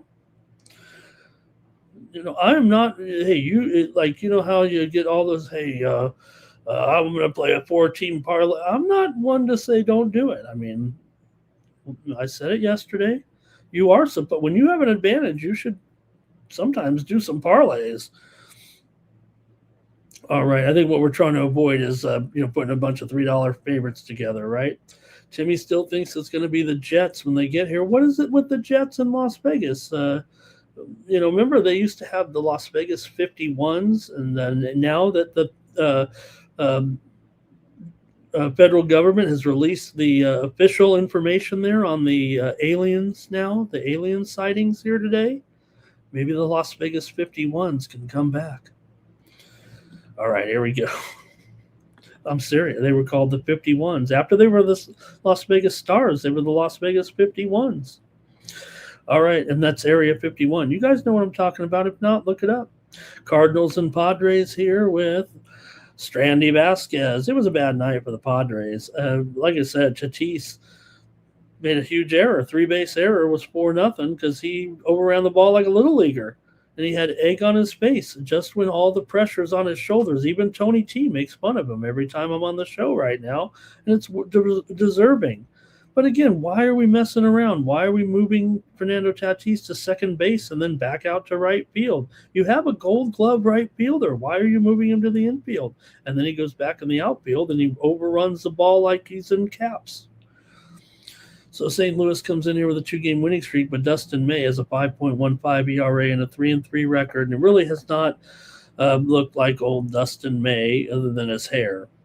For Strandy Vasquez, 3.20 ERA, 3-1 record, 1.17 WHIP. He's actually quite improved on his WHIP here right now. And like I said, I love all the Yankee starters that end up in San Diego.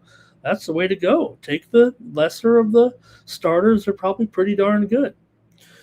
Padres here, probably $1.45 here in this one. And that seems a little bit pricey considering the Cardinals have been so hot and did the job yesterday. But I kind of like the Padres to I think the Padres are in a motivation spot, quite frankly, in this game after that embarrassment there yesterday.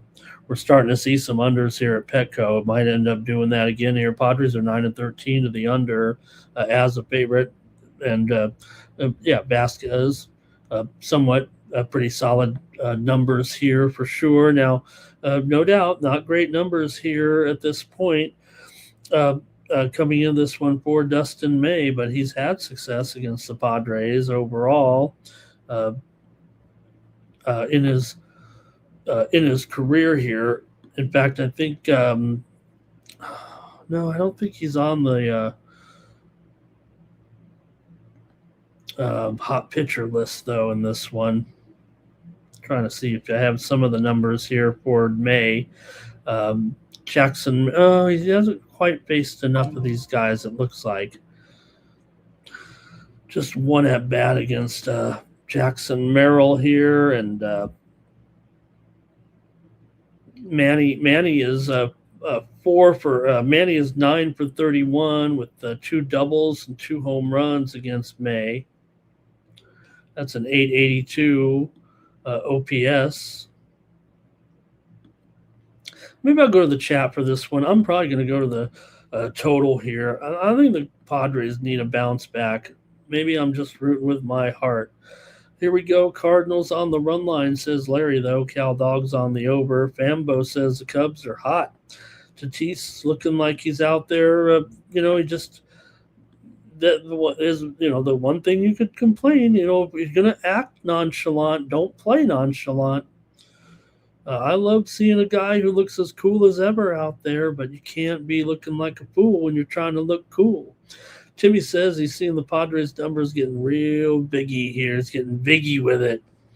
So, all right, I'm going to take another under here in this one with the Pods and the Cardinals tonight. Going to have to take Strandy Vasquez to deal here. Padres win in a low-scoring game against Dustin May, probably somewhere in the 4-2 range, I hope, tonight. I might be hoping. But, hey, when you've lost basically 5 games in 2 days on the Night Move show, maybe I could just make the pick and it wins. All right. Mets here and Diamondbacks with Clay Holmes on the mound here at 1.69 ERA. Merrill Kelly, 9.69 or something like that. 9.94 ERA for Merrill Kelly Oh boy, Clay Holmes looking good. Hey, the Mets are looking good, right? The Mets have kind of come around here a little bit. They got a little bit of a good streak here. They've been on the road forever. 3-1 yesterday. Got the win with good pitching uh, there yesterday, and with McLean, of course. We were on Nelson. We said Nelson was going to have a good start. We kind of took a chance there. That was one of the games I lost. The Mets batting is not good. I mean, there's no doubt about it. That's where they've been struggling here right now. 29th in batting average, 29th in RBI, 27th in hits, 28th in home run. This is the Mets we're talking about. They're supposed to be way better than this. Merrill Kelly's been awful here, so I don't know. I think Holmes here. This looks a good price probably here in this one. Can Merrill Kelly turn it around at all? This is the clearest mismatch on the board as far as starting pitcher versus starting pitcher. Kelly's got a 2.3 whip like he's broken. The Mets money line looks really good here, even with their overall poor form. Like we said, the Mets are eventually going to come around and at least be. I mean, look, they may not even make the playoffs now, spotting 10 games on the rest of the league, but they'll get it together here, and they were able to take it down there last night. So let's see what you have here in this one. Mets taking on AZ here. Mets are 6-14 to the under on the road. So Merrill Kelly at home, maybe he'll be a little bit better here, but I got to take the Mets in this one with Clay Holmes here. I'm going to do it. I want to go under, but these are pretty bad numbers by Kelly, and we'll see. Mets are definitely going under. Arizona's 14-9 to the over is a dog here, and they're a dog. So, all right. Oh, man, we're ready to go. Man, the tennis is starting, and I'm still talking. Let me do a couple more games here, and then they'll do the WNBA, and the show will be over. Thank you for joining me here on Night Moves. Larry says under in this one, plus money's on the Diamondbacks money line. And Andrew's here, Arizona money line for Fambo. Mr. Wesker's on the D-backs. Farley's on the Mets. The Crow says take the Mets. Meet the Mets. Cal Dog says Mets first 5. Arizona for Timmy can't take the Mets. The man says Soto's overdue for a stolen base, says Andrew. All right, one more here in the show. Well, got to get to that WNBA. Man, I went 5-1 with all my picks network wide on the WNBA. So, we're gonna crush it again with a 4-game slate. Final game here is the Braves and the Dodgers. A couple of guys just getting their seasons going here. Spencer Strider made a couple of appearances so far, but did not look good. 8.1 ERA, 2.7 whip here for Strider. But we'll see with Blake Snell. Hopefully he's healthy and ready to go. He should be right now. Dodgers won yesterday by the score of 3-1. So Dodgers here, 13-6 at home right now. But Atlanta 14-7 on the road, although they're 4-5 as a dog. But two interesting pitching matchup here for sure with these guys. And you saw yesterday's, a game with the Dodgers and the Braves here yesterday. Pretty solid performance there in that game with Sheehan. trying to look at their pitching stats and make sure I don't say the wrong thing here for Sheehan. But anyway, it was a 3-1 yesterday in favor of the Dodgers. I kind of want to look at the stats of the game, and I can't get them up. Sheehan went 4 2/3 innings, 6 hits, 1 earned run, 7 Ks. Sale was 7 innings, 6 hits, 3 runs, 2 earned. So, look, this should probably still be another good pitching matchup tomorrow. I'm going to take the under here with these two. Give me the under with the Braves and the Dodgers in this one. Man, how many unders did I take? 5, 6, 7 unders on this show. All right, we'll see what the salami is, but I might be on the salami under. Let's see what you guys said in the chat. Larry's on the Dodgers, Shaq's on Atlanta, Cal Dog's on Atlanta, and Mr. Wester says Dodgers on the run line. So we're splitting the chat. All right, that's it for the major leagues. Thanks, you guys. I'm going to wrap it up here with some WNBA. And we've got a 4-game card, so why not? Hey, I'm feeling confident after the first day of the season here, and I feel like I'm holding the banner here on the Tony's Picks YouTube channel for the WNBA. So let's get it going here right now with my 4-game card. Here, there was a tennis match starting here that, like I said, I was going to bet on the air here, possibly, right? Okay, just getting underway. I see her here right now warming up. Coco Gauff against Solana Sierra. Hey, I think Solana Sierra is great. Okay, I really think she's got a bright future. But I think here on the clay of Rome, I think Coco is going to crush show. She is laying 6.5 games here on, but at plus 105, maybe 6 games at -1. Let me see what the minus is on minus 6 games here for Coco, minus 165. All right. That's a little too high to put on the air here. Look, 6.5 at plus 105. I'm going to lay it here with Coco Gauff. And to crush Solana Sierra right now. This one is just getting going, just about going to a commercial, and then they're going to serve it up here right now. And there's some other matches going off here in the next couple of minutes. So I'm going to settle in and watch some tennis here in the middle of the night. And my pick here is Coco Gauff minus 6.5 games. All right. I think one other I was looking at was not started yet. Let me see if I can make one other pick here on the men's side real quick with Rublev and Kekmanovic. I'm taking Rublev. I already bet Rublev, but I just want to give this one out here. I think you can still get in. It's not just about to go first serve here. Kekmanovic is serving first, but I've got Rublev minus 3.5 games over Kekmanovic here right now in this one. On the men's sides. One play on the men's side, one on the ladies' side to get you going with my tennis program here at Tony'sPicks.com.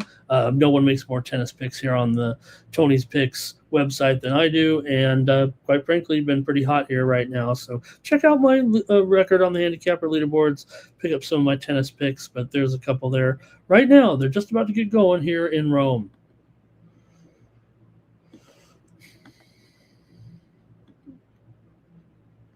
All right. Oh, Farley, thank you. We got Wardley going today. He's liking this title fight in there today with against Daniel Dubois. Good pick here, $1.20. That one goes off, I believe, at 5 Eastern, 2 Pacific. Thank you to Farley bringing the heat. Did Wayne make a pick? Wayne made a pick this week on boxing, and I apologize to Wayne. I don't remember if it was on that fight, but he made it on Thursday. If you want to go back and watch the Pick Dogs drive-through, Wayne did have a pick on a championship fight. I'm sorry if I didn't get that right here with Wayne. I probably should be writing Wayne's picks down. Andrew K. had Otani for a homer today. Let me just get this last information in. We whipped the Sun, right? Didn't we have it there yesterday? Good job. Thank you to Andrew for stopping by. Let me get to the WNBA here, though, right now. Is Caitlin playing today, right? Yeah, weird how we've ended up here. And we don't want Caitlin Clark to be injured here all season long, right? She actually is not on the injured list, so it looks, I think, not. Let me look for sure. I think she was off the injured list, but hopefully she's not injury prone, you guys. It does feel like the injuries are piling up a little bit. She's good to go. Oh boy. We better just keep our fingers crossed here right now. So let me get to the previews, though, anyway. Fever for Larry. He's ready to go. I'm ready to go here, but I got to get my notes out here. For the card. Let me get to my WNBA preview here for the action here on Saturday. Okay. So Fever here against the Dallas Wings. Indiana certainly has a big edge, I would think, right now. We still need to see Dallas mature and grow a little bit. I think this is a good matchup for the Fever here. Dallas looks a little bit vulnerable so far, especially against elite guard play. Fever certainly top four for me in power rating. I think right now I've got them right inside there.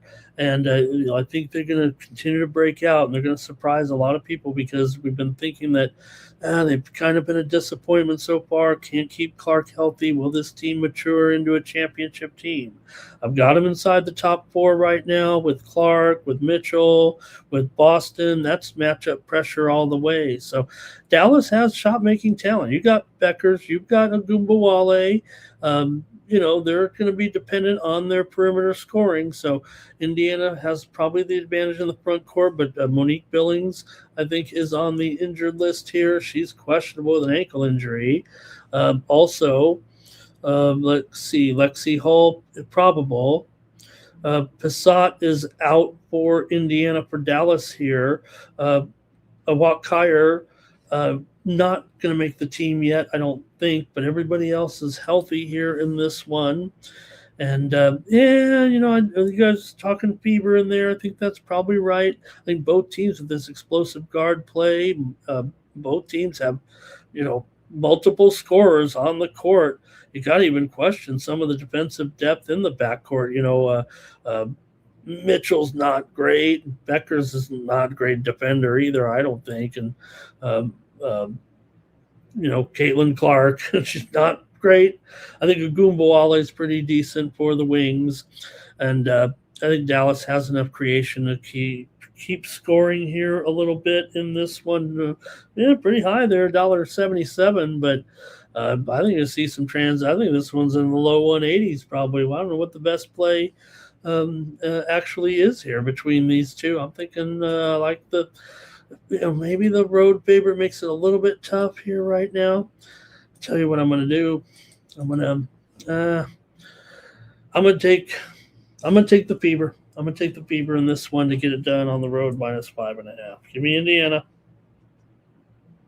The Sharps are all over Dallas. They are all over Dallas. And I'll say this, the Sharps were not good in day one. I was good in day one. I think I faded the Sharps. That's the way I interpreted the market. And today I'm going to go with the Fever here in this one, but I like the total a lot better. Hello to Gazo in the chat. Nice to see you. He says, how am I? Am I a UFC fan? Oh, yeah, I am a UFC fan. In fact, I've got a 5-pack of plays up right now at Tony'sPicks.com. And there's Steven. Hey, there's Steven's picks on IG. Great to see Steven in the chat there. How about Steven? Great to see you, Steven. And WNBA is back. The Mystics did it. Let's have a great day, Steven. Larry says it looks like, Cal Dog, I missed the intro there. Gosh darn it. Larry says, is Martin, like I said, is she going to be injury prone eventually, right? Fever at home, lay it. No, the Fever on the road. Be careful here, right? No, I'm sorry. You're right. They're at home. Sorry, but I was wrong. Cal Dog on the over here. You know what? That even makes me feel a little bit better than Fever at home. For some reason, I was thinking they were on the road. And I know they're not. I made the graphic. Let's keep it moving here right now. Next up, Mercury and Aces. The Aces are favored by 9.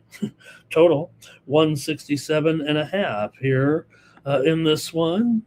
Las Vegas still is going to be one of the top teams in the league. Phoenix, I think watch out for Phoenix here. I kind of wonder if this number might be a little bit high. I think, the matchup certainly is going to favor the Aces here, but I think I have Phoenix a little higher than most coming into the season, and I'm not sure I even trust this number here at this point. But let me talk about it a little bit here. Wilson is going to should have a big game to open the season here right now. Phoenix cannot stop her inside for sure with Gray and Young. Probably have a Mercury team missing a few pieces here. Let me see what the injury report looks like. That might be part of the factor here, I think, coming in. Total here is 167. So there's a bunch of players here out right now for Phoenix. Uh, uh, Sammy Whitcomb is out. Westbeld is out. Several players missing here at the start of the season for the Mercury right now, including some players who are finishing their season up overseas. So they're starting behind the eight ball a little bit. The Aces here are going to have Evans out here with a leg injury, and Barker is out with a concussion. A couple role players there for the Aces here in this one. The Aces will go with a lineup of Gray, Young, Talbot, Smith, and Wilson. But Mercury, yeah, they're definitely going to be up against it here. They're going to be better than this, but this is a little bit of a problem here, it feels like right now. Las Vegas should control it. I think this total might be inflated because of the overall perception of Wilson. But if they do blow out Phoenix here, I think this could be a lower second half too. So I think Las Vegas at home, they become a little bit more half court. They don't need to be so desperate on the road when they may need to have it outscore them athletically, if you know what I mean. So Mercury does have struggles sometimes scoring efficiently in half court possessions, especially if they are, having to go with the backup guards here. If Whitcomb is out, if Makani Akoa is out, is Makani Akoa out though? Okay. Oh yeah, she's out. This is pretty bad here for Phoenix actually. So, all right. Well, look, if Copper is forced into an isolation heavy kind of offense here, this one's going to end up here going under for sure. So, I'm going to go under here with Phoenix and Vegas. I'll take the under here, but yeah, I mean, I want to look more into this Phoenix situation and who they're going to have in there. I might end up being going on Vegas after all. Here, like I said, I like Phoenix's roster when they're all said and done, but right now they just don't have enough players. It looks like. All right, let's see. We got here Aces for Cal Dog. Oh, did we miss the Pirates and the Giants, Cal Dog? My goodness, that just ruined the whole broadcast. I should be fired. We'll do it at the end of the show. I can't believe it, Cal Dog. Thank you for keeping track on me right there. My goodness. Okay, Mercury for Larry. How embarrassing. Okay. You're right, Timmy. No, I just blew it. Timmy. I owe you guys a pick for sure here. All right, going over for Timmy. Probably should skip it because I feel embarrassed, and the one of the executive producers, he's going to be mad at me because I have to put a baseball game at the end of the show when we try to make it a whole bundle together. All right, I got to go faster here. Come on, the show's got to be over. Dream and Lynx here in this one. We got Dream here, favored by 4 on the road. Could be 3.5 right now. Total 157.5. Atlanta getting a lot of pub here right now. And look, I mean, they're a road favorite here. Minnesota's still got a pretty good team, but they've got some big-time injuries here to start the season, which is going to put them a little bit back. Nafisa Collier is out right now with an ankle injury, and Juhaz is out with a foot injury here coming into this one. Brianna Jones is out for Atlanta here. Maybe this line could be influenced by Minnesota at home, and rather than the availability of Collier, who is out, that changes the Lynx profile for sure. Atlanta, they look pretty good. I mean, it's just not about Angel Reese coming to this team. It's about this team in general. You do want Brianna Jones in there, but with Ryan Howard, with Alicia Gray, Atlanta looks pretty good right now. The Lynx are, they kind of lost their rebounding here, especially if they're missing these front court players here right now. That sounds like it's going to be a problem. Atlanta comes in looking pretty good right now. They might be one of the sleepers in the league, it feels like. So even on the road here, maybe Atlanta is the right call. I think with Minnesota's injuries, we might see scoring here. And 157 looks low for this situation. If they're having trouble in the front court, I think that's going to be, Reese and Ryan Howard, uh, dominating a little bit. I think Atlanta and transition, then you free it up. Now, look, Williams and Miles are pretty good defenders here. Great to see Miles on Minnesota. We'll see if I have to think that she's going to fit right into that situation. Um, Minnesota still has enough guard play to contribute too with Courtney and McBride as well. So look, the Dream should try to go as fast as they can, but the Lynx are being, if they're forced into small lineups here, this game's going to come on. This is going to the 160s here in this one. That sounds like the premium, actually. I'm going to go with Atlanta as my play here, and that's going to be the free play, Atlanta. Atlanta on the road, but 157 way too low, or I'm pretty sure on this. We'll see, but probably get some premium action, I think, here. Give me Atlanta in this one. Let's see what the chat says. Okay. Over for Larry. Cal Dogs on the Dream. Lynx for Timmy. Look, the Lynx are going to have, I think, good defense. I think that's why the total might be 157.5. Timmy, like what I said, though, maybe about the over there. I think over. I think this one's into the 160s, actually, but my official play will be on the Dream here. When I saw it, I was like, oh, yeah, I would prefer the Lynx, but then, Collier's out, and that's a big factor. We know that.